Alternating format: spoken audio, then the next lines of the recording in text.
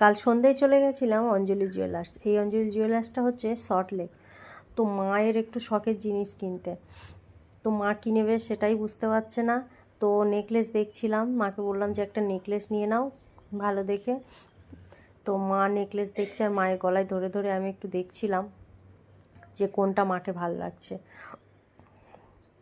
আর হ্যাঁ, আমার একটু ঠান্ডা লেগে গেছে, তাই জন্য এই গলার ভয়েসটা এরকম ধরা ধরা লাগছে।